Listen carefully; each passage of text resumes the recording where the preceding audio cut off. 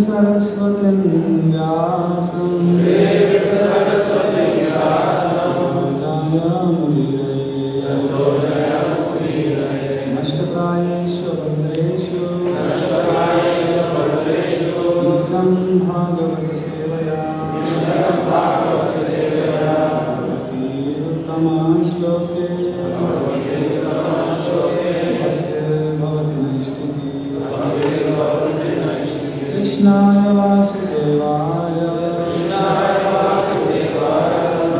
नंदनाय च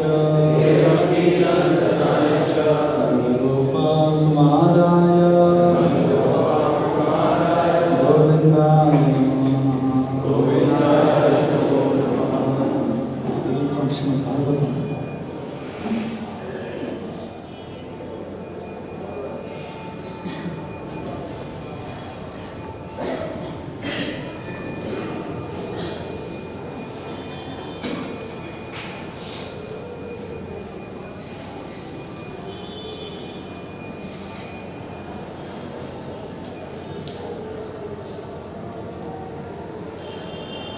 Canto 4, chapter 31, Narada instructs the Rachetas in text 21. Please repeat. Na bhajati manishinam sahijam Hari adhanatma dhana priyo rasagya Shruta dhana kula karmanam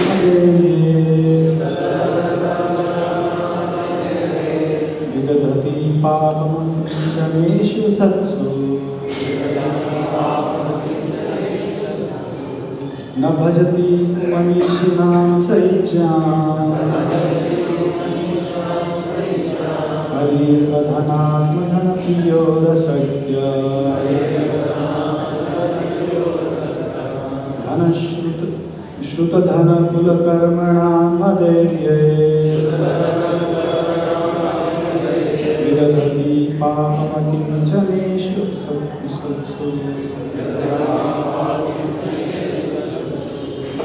Na bhajati kumanishinam saijam Hari adhanatma dhana priyo rasagya Shruta dhana kula karmanam aderye Vidadhati papam janeshu satsu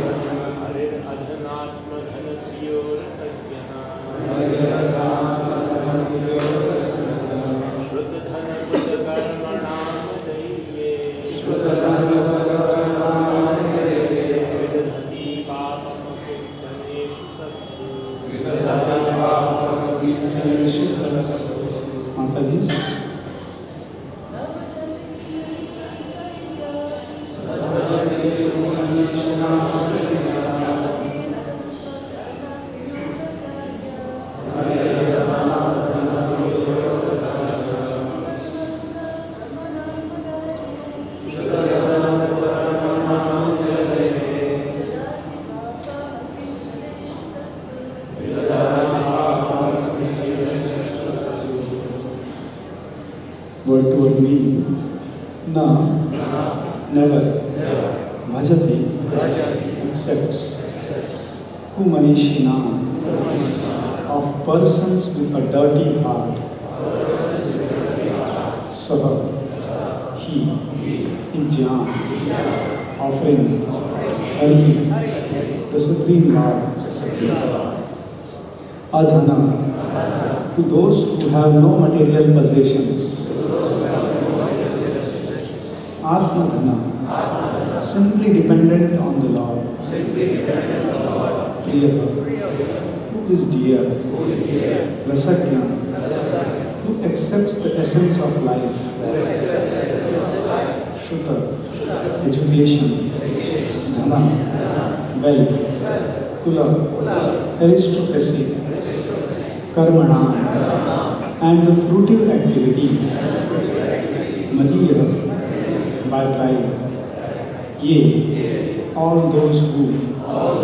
Vidadhati, perform. Papam, disgrace. Akinchaneshu, without material possessions. Satsu, unto the devotees. Translation and purport by His Divine Grace is Bhaktivedanta Swami Srila Prabhupada Ki. Translation. The Supreme Personality of Godhead becomes very dear to those devotees who have no material possessions but are fully happy in possessing the devotional service of the Lord. Indeed, the Lord relishes the devotional activities of such devotees. Those who are puffed up with material education, wealth, aristocracy, and fruitive activities are very proud of possessing material things, and they often deride the devotees. Even if such people offer Lord worship, the Lord never accepts them. Purport. The Supreme Personality of Godhead is dependent on His pure devotees. He does not even accept offerings of those who are not devotees. A pure devotee is one who feels he does not possess anything material. A devotee is always happy in possessing devotional service of the Lord. Devotees may sometimes appear materially poor, but because they are spiritually advanced and enriched, they are most dear to Supreme Personality of Godhead. Such devotees are free from attachment to family, society, friendship, children, and so on.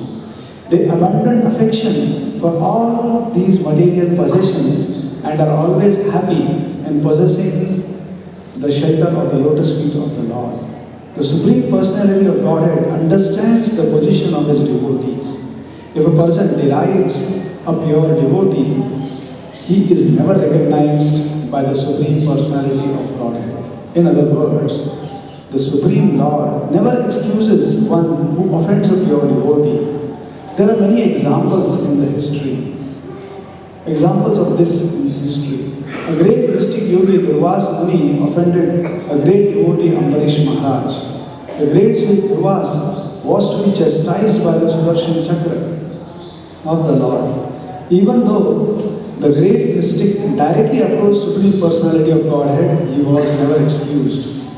Those on the path of liberation should be very careful not to offend pure devotees. Om Adhyanamirandasya Jnananjana Shalakaya Chakshurunmilitam Yena Tasmai Shri Gurave Namaha.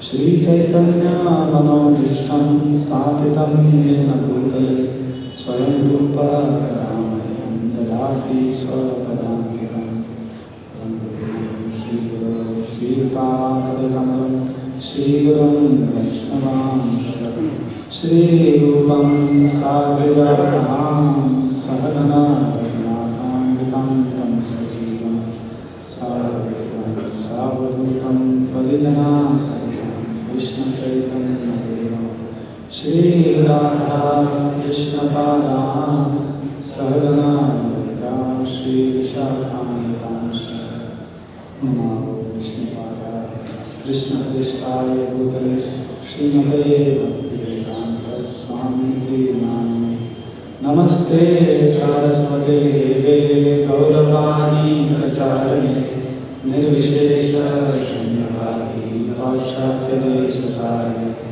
Namo Mahavadanya Krishna Prema Pradayate Krishnaya Krishna Chaitanya Namine Gaurati Srinama He Krishna Karuna Sindho Dinabandho Jagatpate Gopeshwara Gopika Kanta Radha Kanta Namaste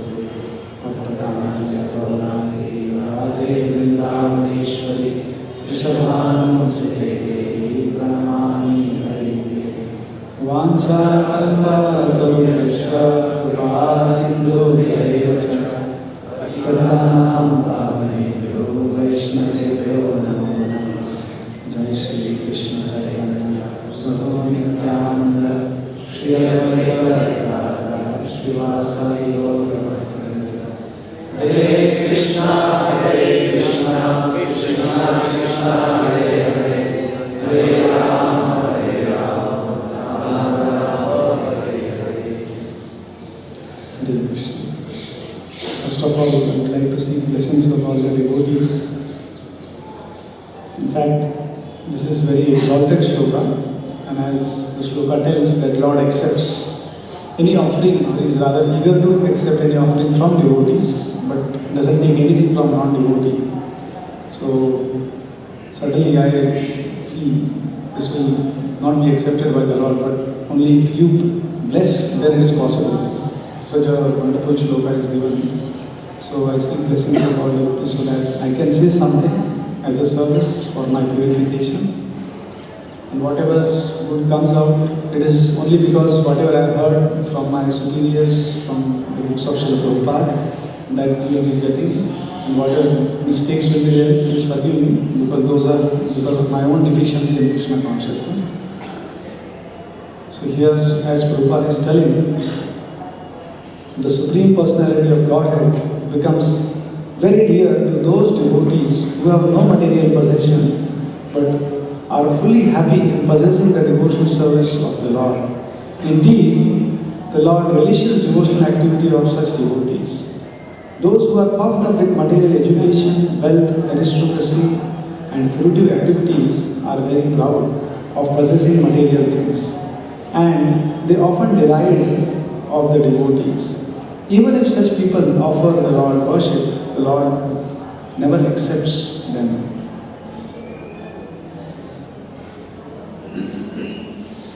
So here, this principle is very clearly told. Like every individual wants to invest his energy in something to become successful. And even we see businessmen also, a lot of research goes into first to find a right market and right product. So even if it takes a lot of time, they don't mind for it. Because once we know where is the right market and which is the right product, then if we invest in it, what will just be the outcome is pure profit. That's all will happen. So any investment an individual does, he has to first know where I should invest my energy. And here, in this shloka, it is very, very clearly told that Lord, even if somebody may be very rich, very aristocratic, very great scholar, and whatever he wants to offer to Lord, Lord will never accept it. But rather a simple devotee, he makes a simple offering. It's not that Lord is accepting it, rather Lord wants it. Like yesterday, Mukundan Prabhu very beautifully was narrating towards the end that how Lord Krishna, when he is playing as a pastime of small Gopal, he is dancing at the tune of all the gopis. They are chastising him and making him dance, and he is just becoming afraid and dancing. It's quite amazing, such a Lord. And he is so eager to reciprocate that love. So there in the Bhagavatam it is explained, the same Lord who is Apta Kama or Atma Rama, one who is self-satisfied, doesn't want anything.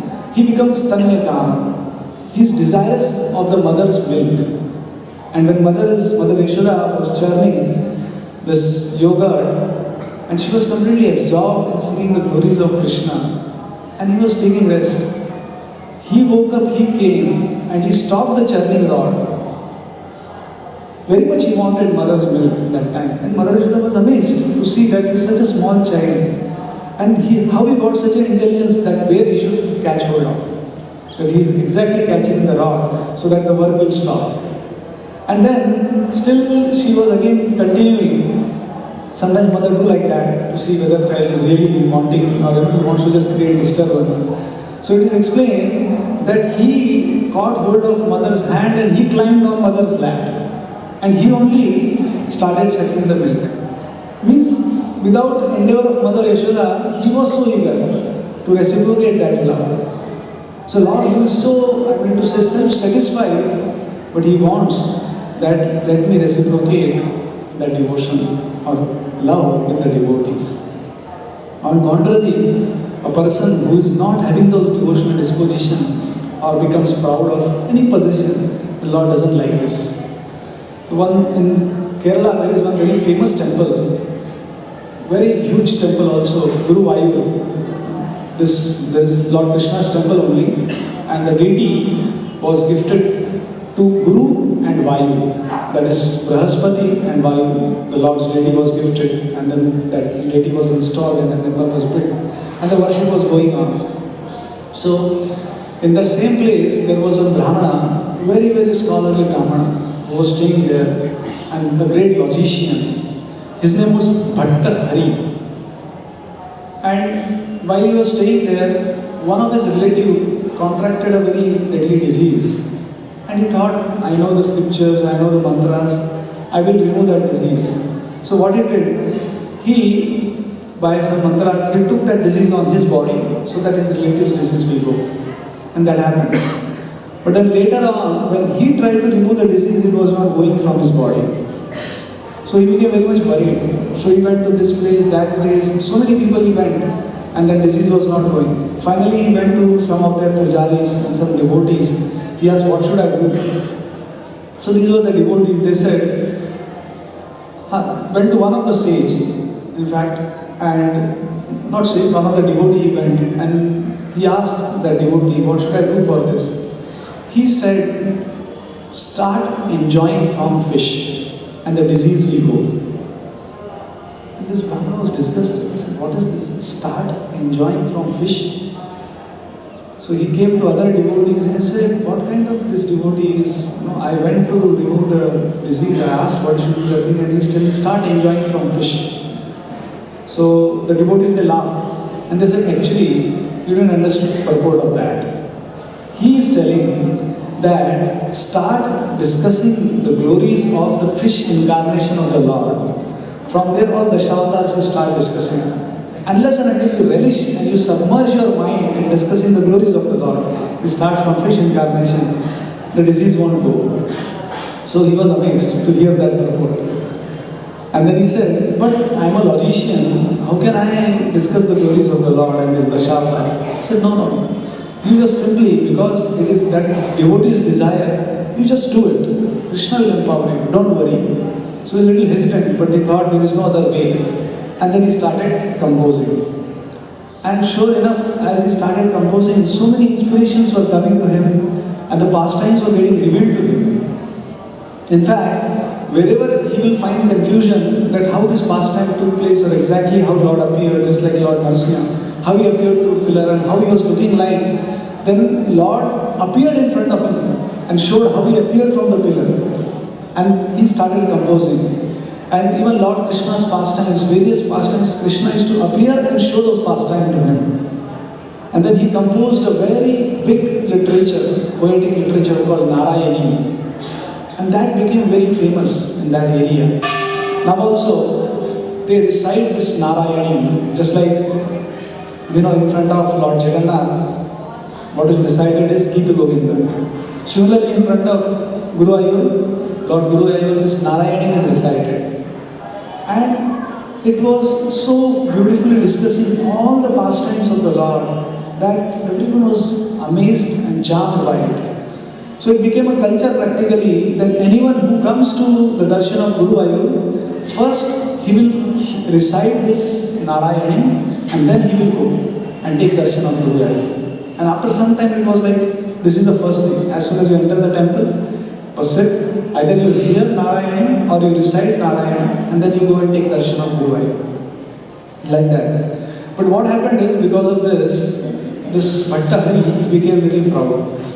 Started thinking that this is done by me, and without this nobody is qualified to go and take darshan of Guru Ayur. So that time one of the villagers from this same area, his name was Panduram. He came and he had composed one nice beautiful song glorifying the Lord. But that was in Malayalam. Jai Shri Shri Radha Shyam Shri Bhagavan Ki Jai, Shri Bhagavan Ji Ki Jai, Gautam Ki Shri Gopal Ki Jai. So that was in Malayalam, the local language. And he came and he was knowing the Bhattahari. So he said, kindly if you can read this, edit my book. So he saw towards him and he was looking at a poor Brahmana. He said, in which language you have written this? He said, I have written in Malayalam so that everyone can understand it. He said, no, Malayalam is such a language. I don't want to see that. I don't see anything other than Sanskrit. Only if it is written in Sanskrit, then you can ask and I may see. Otherwise I will not. So he said like this, and then it was like this devotee was feeling hurt and he left immediately. Thought that my composition is useless. He went like that. So after that, this person, he was just sitting once and reciting. What happened is, he saw a small boy, he just came and he just directly went and started taking darshan. And here this Bhattahari was already reciting and there were so many visitors who already had come and they were hearing this Narayan. But then in front of them, this crossing both, he went and took darshan and was going back also. This Bhattahari became very angry. And immediately he shouted at that boy. He said, what do you say? You are so arrogant. Don't you understand what is the culture here? How can you think yourself be qualified to directly go and take darshan of the Lord? First of all, you will hear from me, this Narayan, then you will become qualified. And then you can take darshan of the Lord. So this boy, he just replied. He said, anyone who can directly see the Lord and witness Lord's pastime, he doesn't have to hear this Narayan. And moreover, why one should hear such a book which is full of so many mistakes? Why should one hear that? And this Bhattari first time was a little amazed what he is saying. That is the time he said, what do you say? Is it really? So he said, yes, see the first sloka itself, like you see Chaitanya Mahaprabhu, how he purified Keshav Kashmiri. In the same way. So he just recited the first sloka and pointed out 5 mistakes of that.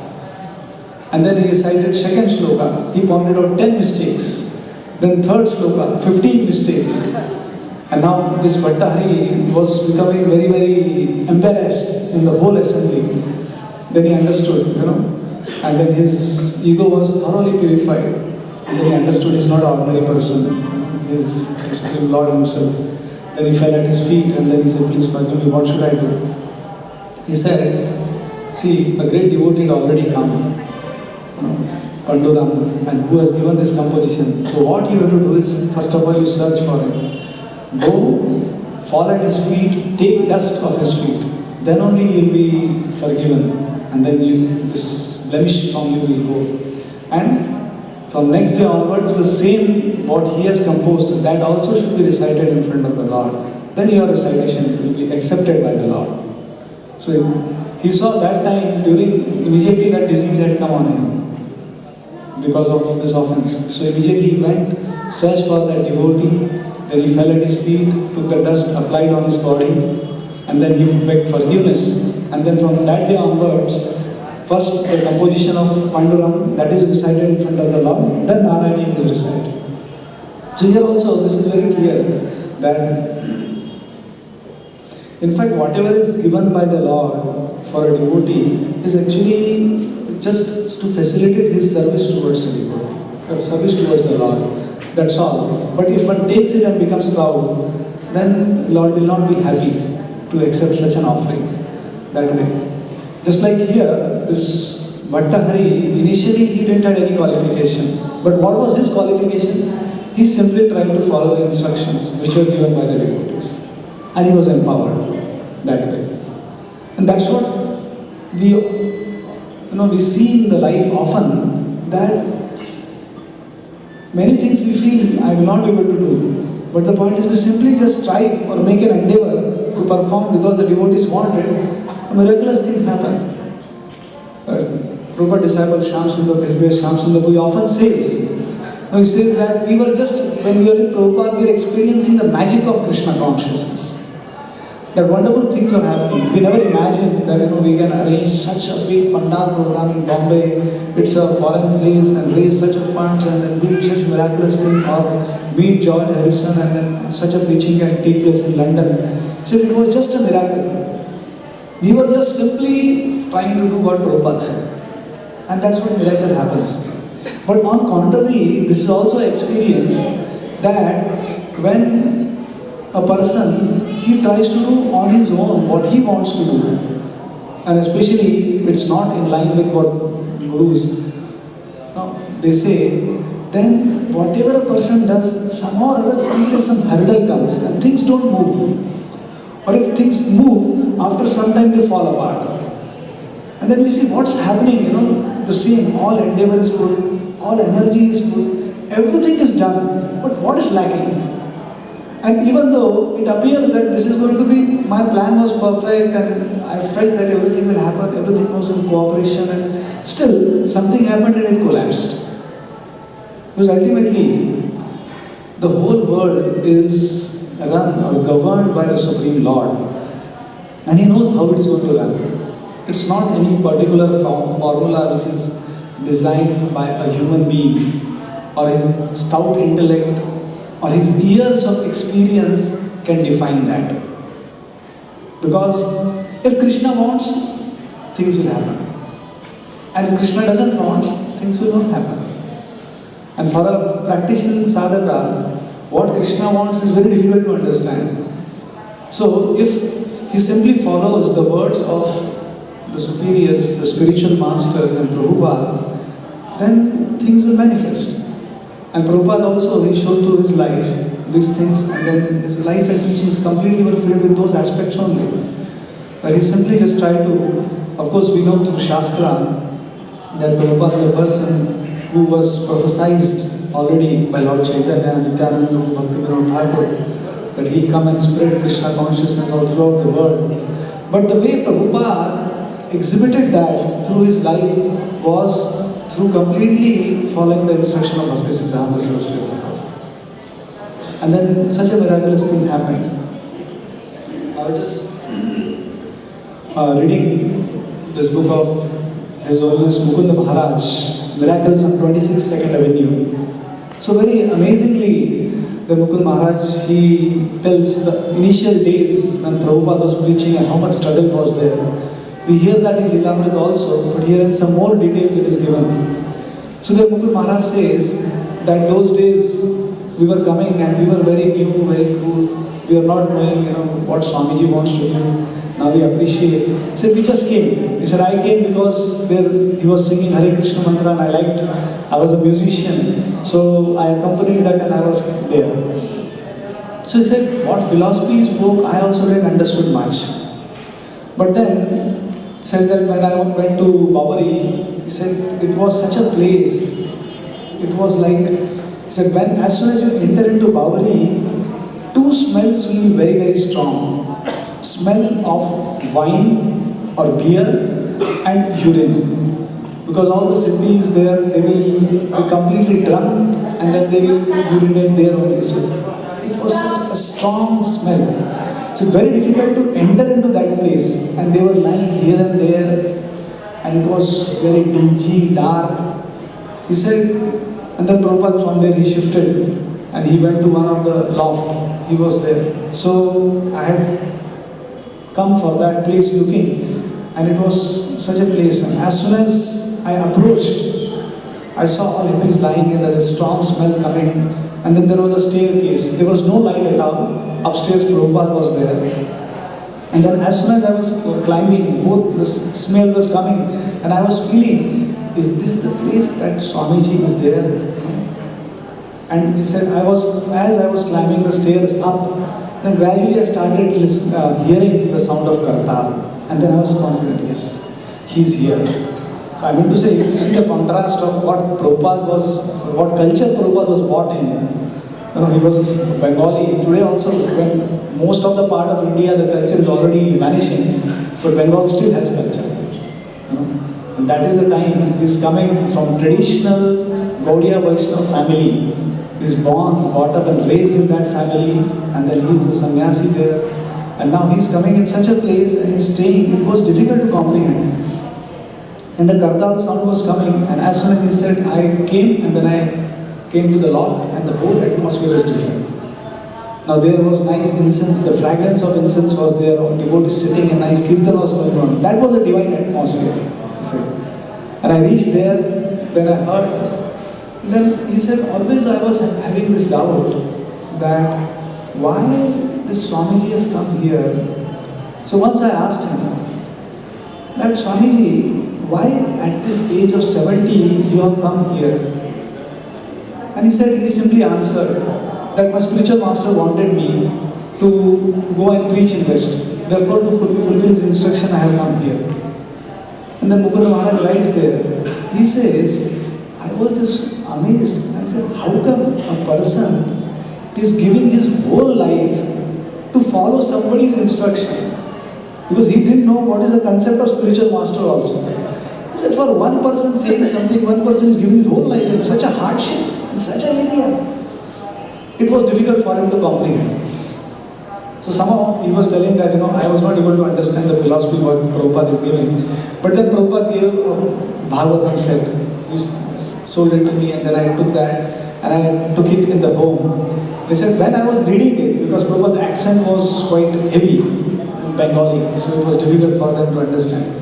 So he said, when I was going through the purport, everything was just revealing to me. And I was understanding what is the depth of Krishna conscious philosophy. And especially, he said, when I was on the first chapter of first canto, text 8, the shloka is Vetatvam Soumya Tat Sarvam Tatvas Tat Anugrahā Bruhu Snigdasya Shishyasya Guruvo Guhyamapyutaha. So the translation goes, where the sages of Naimisharanya, headed by Shaunak Rishi, he is telling to Sutta Goswami, Vetattam Soumya Tat Sarvam. Please, now you discuss or describe to us Soumya, that who you are very pure. Vetattam Soumya Tat Sarvam Tatvas Tat Anugrahā. What the absolute truth you have imbibed, or because of the mercy of the sages. Why? Because he says, Bruhu Snigdasya Sishyasya. Because you are very submissive. Therefore, Guruvo Guhyamapyutaha. The spiritual masters have become very pleased with you and they have bestowed the mercy upon you. And because of that, now you are fit to discuss the glories of the Lord. So please kindly narrate that. And Mukunda Maharaj says, when I was reading that, and the purport specifically says that by pleasing the spiritual master, there will be all success in the spiritual life. That is the secret of the success. And if one displeases spiritual master, there will be havoc in the spiritual life. And he said, when I read that, I understood. This person is not just speaking in Bhagavatam.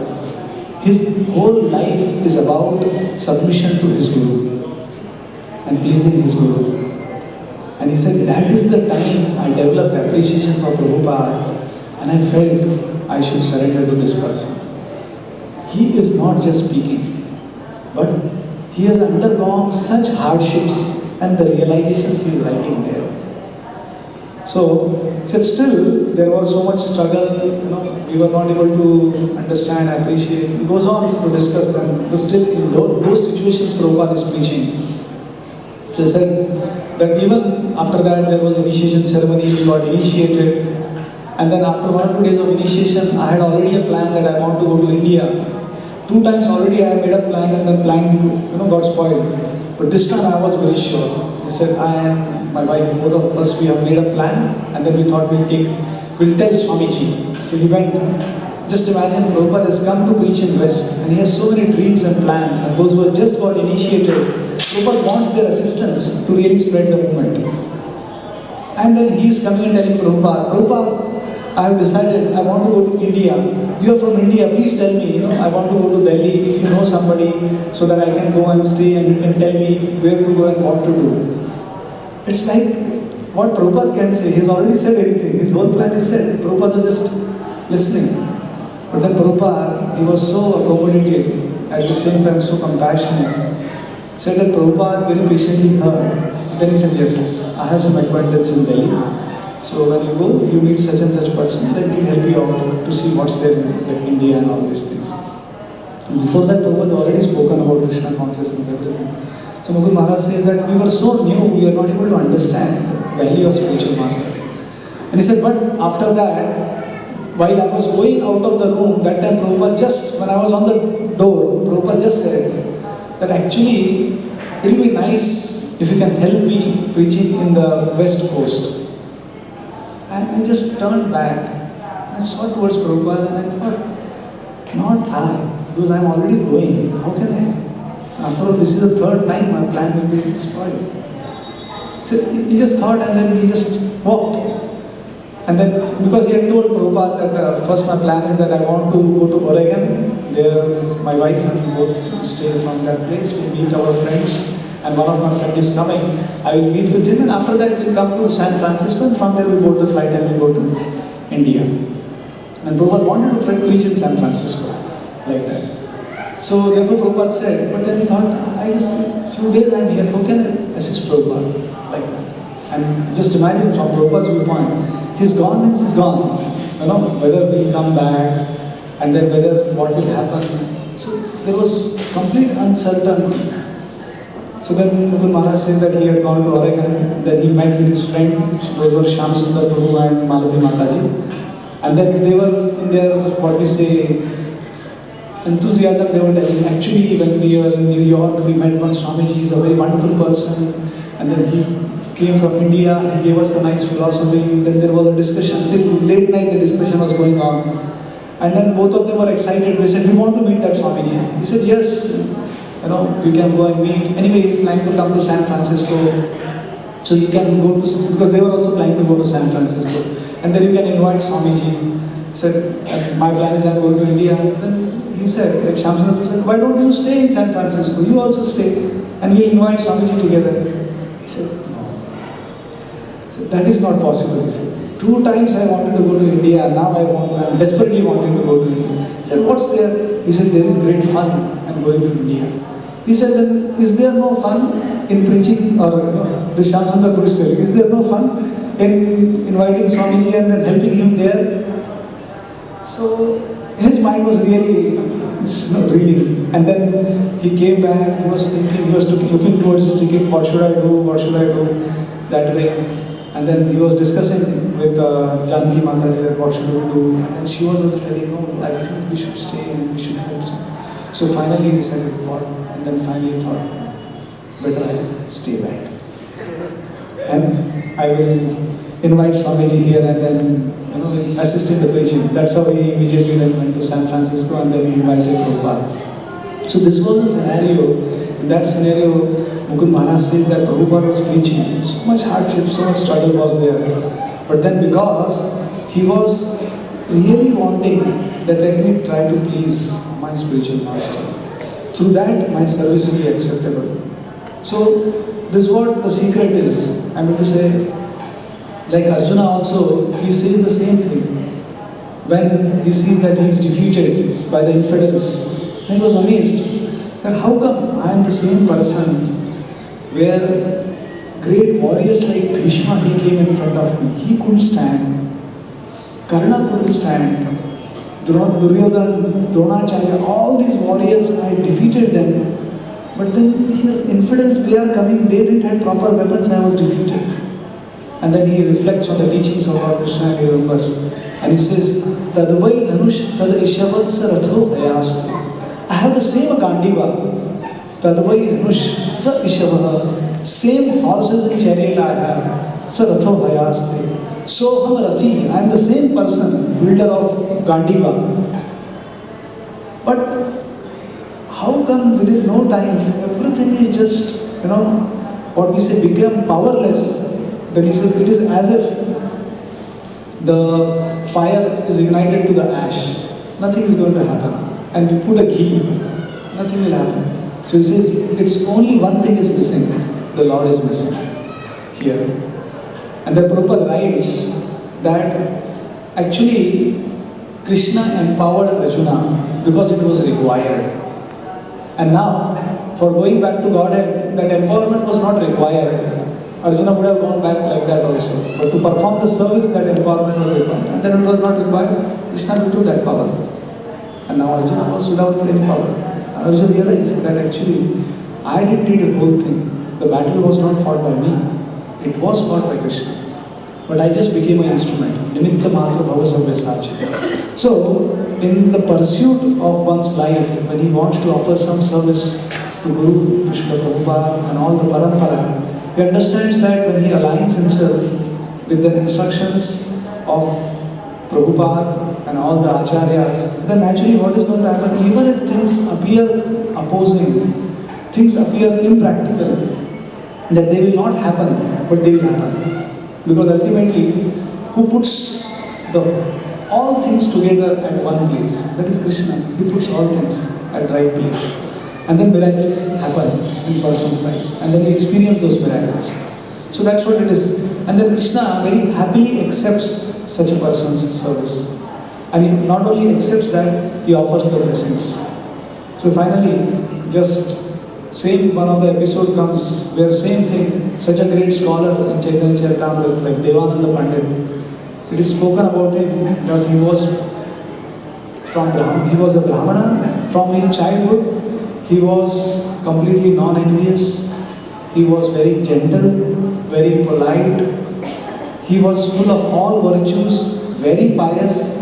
He has not even spoken on any other literature than Srimad Bhagavatam from his childhood. And he was very great scholar. That was this Devanand Pandit. And he was staying one place, this is called as, one of the devotee, Visharad Maheshwar, he was staying next to him at the bank of Ganges where the dam was there. But the point is, he was not a devotee. All his commentaries were not having a tinge of devotion.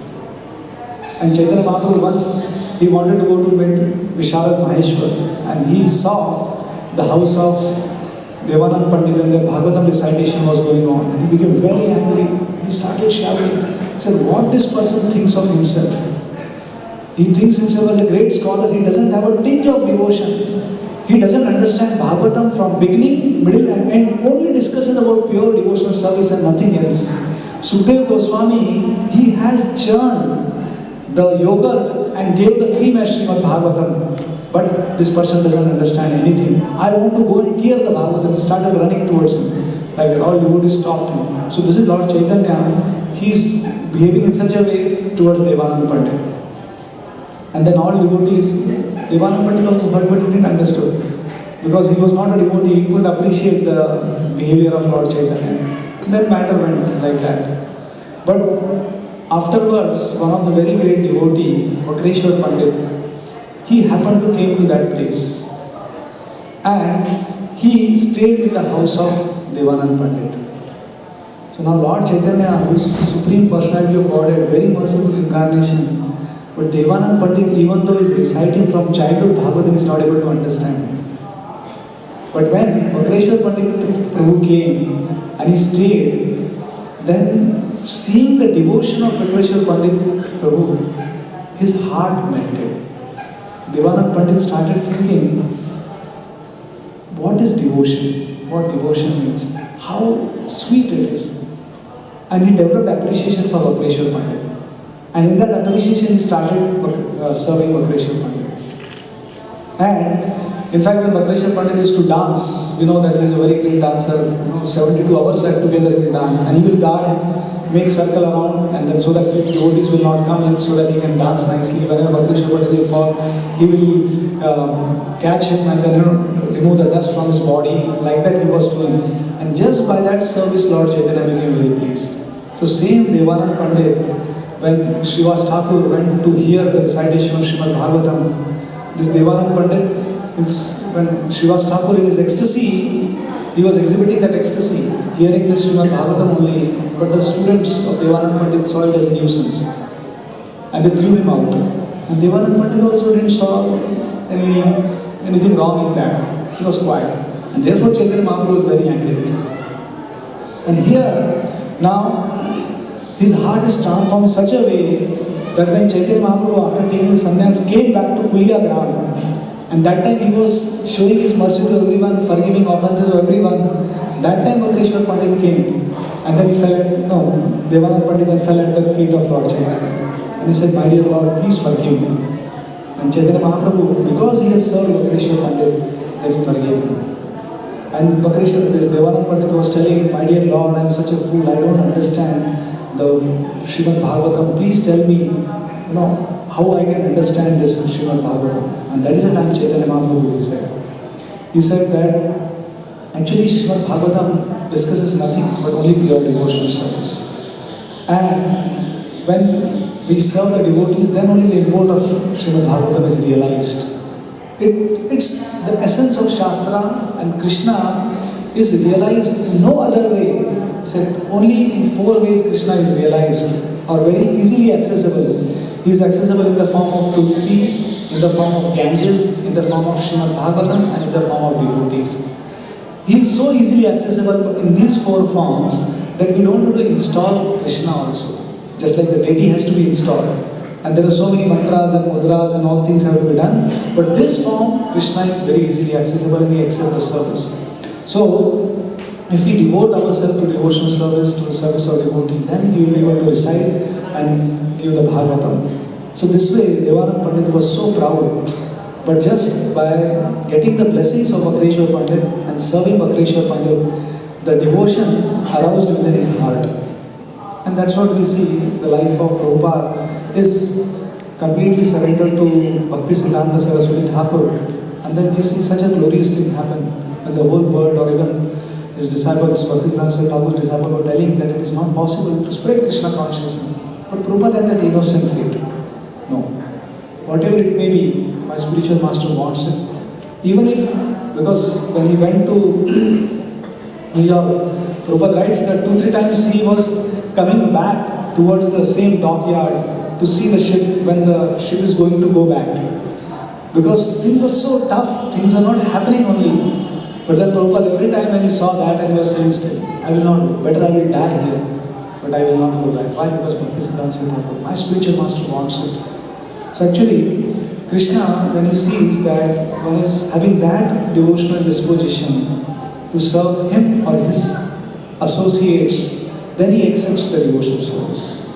And then he can do the same miracle to anyone. So a devotee understands this, as here Narada is instructing to Prachetas, that this is where one has to invest his energy. If he invests his energy in just trying to fulfill the instructions of Prabhupada and his representatives, then miracles will happen from one's life, and one's life will become some worth which can be offerable to Krishna. Otherwise, whatever is done, we find some obstacle comes, something turns around, and the whole life goes and one doesn't realize what's happening, why things are not working in my life like that. So of course, this is what I just wanted to discuss, I could understand from this shloka.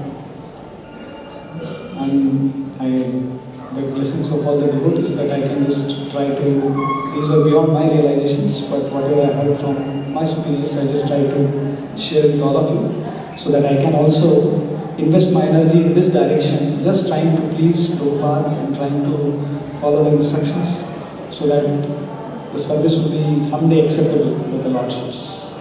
Thank you very much. Srimad Bhagavatam ki jai, Srila Prabhupada ki jai.